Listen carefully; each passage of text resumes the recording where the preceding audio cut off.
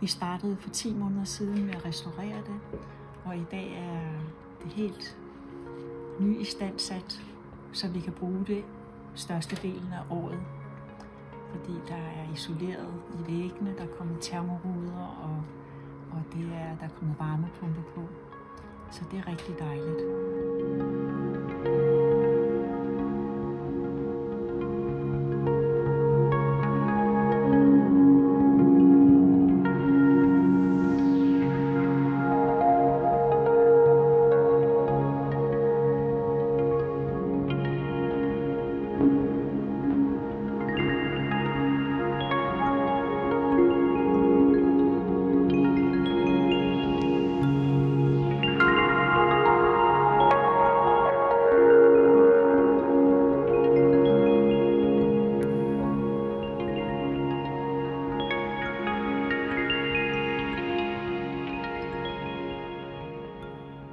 Kunst en måde at få noget information på, og den specielle form for kunst, som vi arbejder med her, det er mere en fordybende kunst, hvor man går indad og mærker indvendigt, hvad det er, der har brug for at komme frem.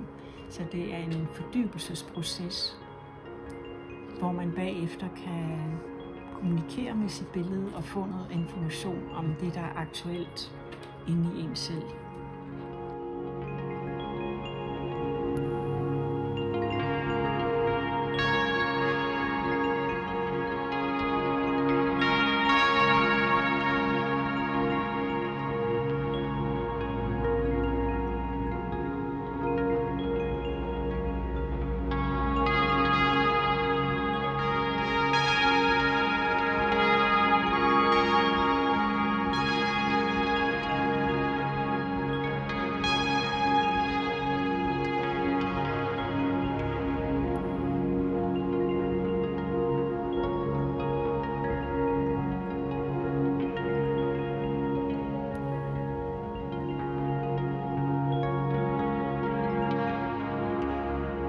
Vi har, det her det er jo et stort sted, hvor der kan bo 150 mennesker i alt.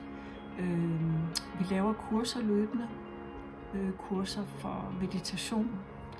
Vi laver også yogakurser, og jeg har tænkt på, at jeg også vil lave kunstkurser, fordybende kunstkurser, og invitere forskellige lærere ind, som arbejder med det kreative middel på en fordybende måde. Og ellers er selve stedet, jeg tror det er 26 hektar, eller 28 hektar, der er en meget stor park og fredet område, så folk er velkomne til at komme og bare gå tur her. Det er frit. Åbne meditationer, skal jeg også sige, på forskellige tidspunkter, og det kan man finde på vores hjemmeside, som er heartfulnessmeditation.dk.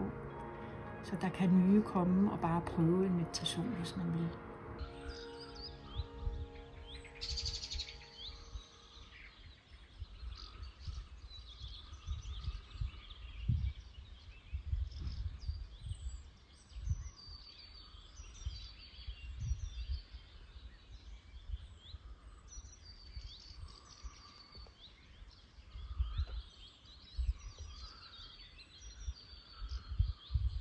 I fremtiden tænker jeg på at lave kurser med børn og voksne sammen, eller unge kurser. Altså vi har et seminar for unge her til sommer.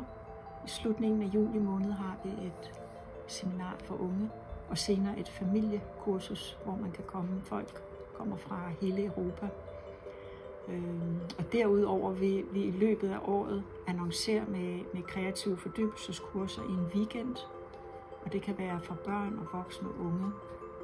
Og så vil jeg fortælle lidt om, hvordan man kan forstå sine børns tegninger og snakke med sine børns tegninger, om sine børns tegninger, så at man forstår, at det ikke bare er pænt, men man kan give børnene noget information, så de vokser, så de føler sig set.